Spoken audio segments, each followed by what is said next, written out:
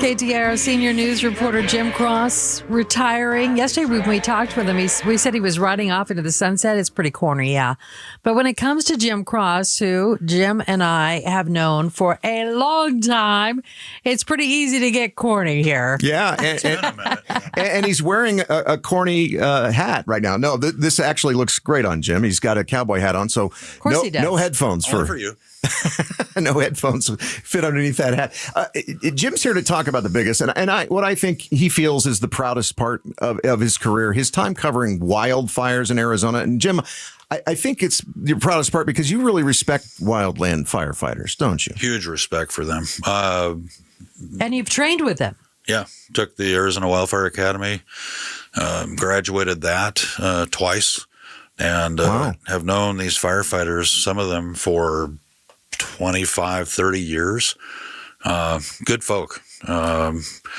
And they've been very good to me. And you know, from somebody, I dealt with wildfires when I lived in Idaho a little bit, but nowhere near the extent I have down here. And we've had some monsters in the last 22 years. We had the Rodeo Chetiskay fire, which was almost 500,000 acres, burned hundreds of homes and businesses outside of Show Low, Heber, Overguard, that area. Wallow fire back in 2011, bigger fire, more than 500,000 acres, but not nearly as destructive. They lost, I think, about 30 homes and businesses. And then, of course, you had the Arnell Hill fire that killed 19 people and also destroyed somewhere north of 100 homes in Arnell. Yeah, and there's a reason we called Jim our wildfire expert. Hopefully you will, even in your retirement, because I know you're not going to be able to just not talk about wildfires. We can still call you our wildfire expert and call you up and have you on the show because there is nobody who has his thumb on the pulse of wildfires in Arizona like Jim Cross does. I mean, you have contacts in every agency. You're able to get information more quickly than just about anybody else. I've made some very good friends in that fire world, and they've been invaluable. I mean, I should thank them, too, for what they've done for me along the way. You know, it's interesting, and I'm not going to go where you think I might go, Jim, because you asked me to not go there. But Jim has done some things while covering wildfires that he would rather that people that work in, as wildland firefighters didn't know that he did. Because, first off, he never put anybody in danger, but he did what he had to do to sometimes go and cover a fire. And fair enough. Yeah. All right. I don't think you ever rode a horse to get to a fire, but or a motorcycle, neither one. Just about everything else. I got to tell you, I was a little surprised when you and I talked first when I found out that you were retiring. Which, by the way, today is Jim Cross's last day here at KTAR. That you weren't going to go work for some fire agency or something. No. I mean, if they called you up and said, Jim, we need you out here to be a PIO on this big fire that we're having, I would have to seriously consider it. But right now, the thought of just relaxing and resting and decompressing for, I don't know, a year. No. Take a year-long nap, really. No, I can't go that long. But give him 2 months and that itch is going to be back. Yeah, but I'll always be around. You guys need somebody to talk about fire. Oh, yeah. Yeah. No, I appreciate that. And I appreciate us being able to wake you up right now at 5:30 and you're like, hey, trying to sleep in here, I'm retired. I was getting a good nap. So,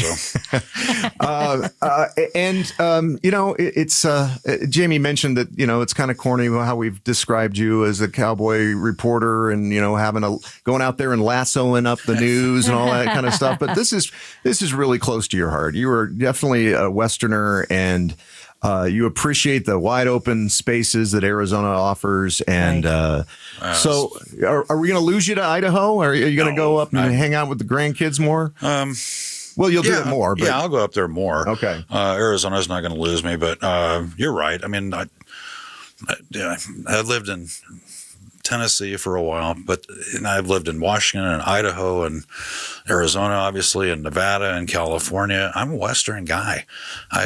I mean, if I never, ever go east of, say, New Mexico or Texas again, I'll be fine. I'll just cut a line straight north to Canada and I'll stay on the western side of it. But, no, I've enjoyed the West. And I got to tell you, while we got you on the air, that I've really enjoyed working with both of you. Oh, thanks, Jim. And we had, I can't even count the stories we've covered. And there was a time when Jim and I were both the morning show reporters, and we would cover the big stories with team coverage out at the stories. Right. Whether it was, I remember one time we had East Side, West Side monsoon damage coverage. You and I did. Wow. And we were like, "Yeah, you think yours looks bad? You should see this one." Yeah, there were some stories that were awful to cover, and I think we covered the worst we of the covered worst. the serial shooter case together. That was frightening. He and I both out following that story. But the monsoon covers, I mean, if there's no damage and it doesn't wipe out homes and stuff, those are really fun to cover. Right. I really enjoyed that. So, well, there's a reason why when he was on with Bruce and Gatos yesterday on Outspoken that the governor had a message for Jim Cross, the mayor of Phoenix. yeah. And so many people are just sad that they're not going to be hearing your voice at least as much on the radio going forward. So, Jim, thanks so much, buddy. And just think, Jim, we can all have, breakfast when we get off the air sometime. Yeah. You'll just be waking up and we'll be done with our show. Yeah, I'll be like going, I'm not getting up till 8 o'clock. It's going to be dinner time for us. Yeah. Thanks for watching Arizona's Morning News. Click to watch more from KTAR News and hit the button in the middle to subscribe.